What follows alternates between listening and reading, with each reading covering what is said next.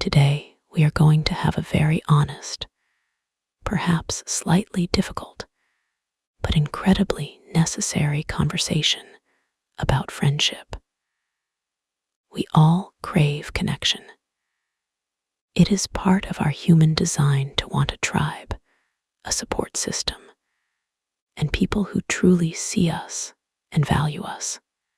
But sometimes, in our eagerness to belong or our desire to be kind, we allow people into our lives who do not actually have our best interests at heart. We call them friends, but their actions speak a different language entirely. We are going to talk about the concept of the fake friend. These are the individuals who are manipulative, disingenuous, and ultimately selfish. They are the energy vampires who feed on your kindness while offering nothing but depletion in return. It can be heartbreaking to realize that someone you care about might fit this description. But acknowledging the truth is the first step toward reclaiming your happiness. Based on some profound psychological insights, I want to walk you through 7 specific behaviors that reveal a friend might not be true to you. The first major red flag we need to discuss is the betrayal of privacy. A fake friend will talk about you behind your back. Think about that for a moment. Have you ever walked into a room and felt the energy shift, or noticed a sudden silence fall over a group? It is a terrible feeling, one that sits heavy in the pit of your stomach. A genuine friendship is built on a foundation of a vault-like trust. When you share your secrets, your fears, or your dreams with a true friend, you are handing them a piece of your heart with the expectation that they will handle it with care. However, a fake friend views your vulnerability as currency. They collect your secrets not to understand you better, but to trade them for social leverage elsewhere. If you find that this person is constantly gossiping to you about others, spreading rumors, and reveling in the misfortunes of people they claim to like, you must ask yourself a very serious question. What are they saying about you when you are not in the room? The pattern is undeniable. If they gossip with you, they will almost certainly gossip about you. They might share your private struggles to make themselves look knowledgeable or popular, completely disregarding the humiliation it causes you. This is not friendship, it is exploitation. Moving on to the second sign, which is even more painful, they throw you under the bus when the going gets tough. Life is not always sunshine and rainbows. We all face conflicts, misunderstandings, and difficult situations. In those moments of pressure, a true friend stands beside you. They are your shield bearer. Even if you are in the wrong, a real friend will wait to correct you in private while protecting your dignity in public. They value the bond you share more than their own temporary comfort. In stark contrast to this loyalty, a fake friend operates on a survival of the fittest mentality, where they are the only ones who matter. If a situation arises where blame needs to be assigned, they will not hesitate to point the finger at you to save their own skin. They will not vouch for your character. They will not take your side. In fact, they might even join in on belittling you if it helps them gain favor with others. It is a profound feeling of abandonment to look for support in a friend's eyes and find only cold self-preservation. They simply do not believe that you or the history of your friendship are worth putting themselves at any sort of risk. The third behavior is a chronic lack of respect for your time. They constantly cancel on you. Now, we all know that life happens. Emergencies come up, people get sick, and schedules get crazy. That is understandable. But I am talking about a consistent pattern of flakiness that leaves you feeling undervalued. Have you ever spent weeks planning a trip, buying tickets, or just getting excited about a simple coffee date, only to have them cancel at the very last minute? Or worse, have they just not shown up at all without even a text? This behavior signals a deep imbalance in the relationship. When you keep your word, you are telling the other person that they matter to you. When a fake friend repeatedly breaks their promises, they are telling you that you are an option, not a priority. You might find yourself constantly reminding them of plans, double-checking to see if they are still coming, and managing the anxiety of their unreliability. You learn the hard way, over and over again, that you cannot count on them. This erodes trust and creates a dynamic where you are always chasing and they are always retreating. You deserve friends who show up, not just physically, but emotionally and consistently. Fourth on our list is the pain of exclusion. Do they exclude you from their plans? This is often subtle and can be easily dismissed as paranoia, but your intuition knows the difference. Perhaps you see photos on social media of a group hangout that you were not invited to. Maybe they discuss inside jokes in front of you that originated from an event you knew nothing about. It is a convenient forgetfulness that seems to happen a little too often to be accidental. In a healthy friendship, inclusion is the default.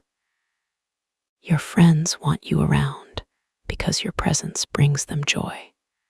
They go out of their way to ensure you feel part of the tribe. A fake friend, however, compartmentalizes you. They might only want you around when no one else is available, or they might actively keep you separated from their other circles. This exclusion is a form of control and a way of keeping you in a specific, lower-tier place in their life hierarchy. Even if you always invite them to your events and share your plans openly, the lack of reciprocity stings. It sends a message that you are not quite enough to make the cut for their main events. And that is a message you should never accept about yourself. The fifth sign is one that many empathetic people struggle to see because they love to help. This sign is when they call just to ask you for favors. I want you to reflect on your call log or your text history with this person. Is there a pattern? Do you go weeks or months without hearing a peep from them? And then, suddenly, your phone lights up. And when you answer, expecting a catch-up or a how are you, you are immediately hit with a request. Hey, I know we haven't talked in a while, but I really need a big favor. This transactional dynamic is the hallmark of a user. They view you as a utility, a means to an end. They feel perfectly comfortable ghosting you when they are happy and their life is smooth. But the moment they hit a bump in the road, they remember you exist. They do not ask about your life, your mental health, or your family. If they do, it is a rushed formality to get to the ask. They are using your generous nature to fix their problems. The saddest part of this cycle is that the moment you give them what they want, whether it is money, a ride, professional advice, or emotional labor, they vanish again. You are left feeling drained and used until the next time they need something. Number 6 is a very psychological form of aggression. They give you backhanded compliments. This is one of the most confusing and damaging behaviors because it masquerades as kindness. They might say things like, "You did surprisingly well on that presentation," or "That dress looks so much better than what you usually wear." On the surface, the words sound like praise, but the tone and the context carry a hidden blade. A backhanded compliment is designed to lower your self-esteem while maintaining plausible deniability. If you get upset, they can gaslight you by saying, "I was just giving you a compliment. You are being too sensitive." But the intent is to criticize you without looking like the bad guy. It stems from deep-seated jealousy. A fake friend often feels threatened by your success or your light. They want to take you down a peg. By slipping these little insults into their praise, they create a sense of insecurity in you. It is a way to pass off a dig as light-hearted teasing, but the aftertaste is always bitter. Real friends celebrate your wins loudly and without qualification. They are your cheerleaders, not your critics in disguise. Finally, the 7th sign is that they only talk about themselves. Communication is the lifeblood of any relationship, and it needs to flow in 2 directions, like a healthy tide. But with a fake friend, the tide only goes one way. They will go on and on about their drama, their boyfriend, their job, and their feelings for hours. You listen, you nod, you offer advice, and you provide a shoulder to cry on. But the moment you try to pivot the conversation to your own life, you see their eyes glaze over. They might brush you off, interrupt you to bring the topic back to themselves, or suddenly have to go. It feels like they are the main character in a movie, and you are just an extra with no lines. They are self-absorbed and inconsiderate of your emotional needs. They do not retain information about your life because they simply do not care enough to listen. In a genuine friendship, there is a mutual exchange of energy. You take turns supporting one another. If you leave every interaction feeling unheard and invisible, you are dealing with a narcissist, not a friend. So, why do we stay in these friendships? Why do we tolerate this behavior? Often, it is because we have history with the person. Maybe you have known them since childhood, or you went through a significant life event together. We tell ourselves that relationships have ups and downs, and we make excuses for them. We might think, "Oh, that is just how she is, or he is just going through a hard time right now. While compassion is beautiful, it should not come at the expense of your own self-worth. It is also possible that we fear being alone. We accept the crumbs of a fake friendship because we are afraid of having no friendship at all. But I want to tell you something from the bottom of my heart. Being alone is infinitely better than being with people who make you feel alone. Solitude is a space for growth and healing. Toxic company is a space for stagnation and pain. Recognizing these signs is painful. It hurts to admit that someone you love does not love you back in the same way. It is a form of grief. You are grieving the idea of the friendship, the potential of it, and the trust you invested. Allow yourself to feel that sadness. It is okay to be disappointed, but do not stay in the denial stage. Continuing to pour water into a bucket with a hole in the bottom will only leave you exhausted and thirsty. You deserve a circle of friends who mention your name in a room full of opportunities, not a room full of gossip. You deserve friends who defend you when you are not there to defend yourself. You deserve people who respect your time, who include you because they love your energy, and who check on you simply because they care about your soul. You deserve compliments that are pure and conversations that leave you feeling understood. If you identified with any of these 7 points, it might be time to reevaluate who has access to your energy. You do not necessarily have to have a dramatic confrontation or a big blowout argument. Sometimes, the healthiest thing to do is to simply distance yourself.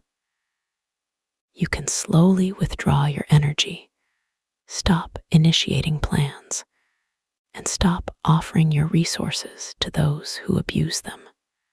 As you create space by removing the fake friends, you open up room for genuine connections to enter your life. I want you to know that you are worthy of authentic love and connection. Do not settle for anything less. Trust your intuition, that little voice in your gut that whispers when something feels off. It is usually right. Thank you so much for spending this time with me. If this topic resonated with you, or if a specific person came to mind while reading, I encourage you to reflect on that. It might be the universe nudging you toward a healthier path. Remember to be kind to yourself during this process. Clearing out your social garden requires patience, but the flowers that will bloom in the absence of weeds are so very worth it. Until next time, keep your aura bright, keep your boundaries strong, and never forget how truly special you are. Sending you so much love and light. Goodbye for now. Let us explore this further. When we talk about the first point, the gossiping, it is essentially a violation of the sacred contract of friendship. Imagine your secrets are like precious jewels. You would only hand them to someone you trust to put them in a safe. A fake friend takes those jewels and throws them into the street for anyone to pick up. It leaves you feeling naked and exposed. The anxiety this produces is corrosive. You start to self-censor. You stop sharing the real parts of yourself because you are afraid of where that information will end up. This shallowing of the relationship is a defense mechanism. If you cannot be your authentic self with a friend, then what is the point of the friendship? Regarding the second point, being thrown under the bus, this speaks to the character of the person. Courage is a requirement for true friendship. It takes courage to say, "No, stop. That is my friend you are talking about." Or, "We were both responsible for that mistake." A person who lacks this courage is operating from a place of fear and ego. They are so terrified of looking bad that they will sacrifice you to maintain their image. It is a cowardly act, and you need people in your corner who are brave enough to stand in the fire with you, not push you into it. The third point, the canceling, is about value. We all have the same amount of time in a day, 24 hours. How we choose to spend those hours is a direct reflection of what we value. If someone consistently cancels on you, they are mathematically demonstrating that you are low on their value list. It is not just about being busy. Everyone is busy. It is about being prioritized. When you tolerate this, you are inadvertently teaching them that your time is not valuable either.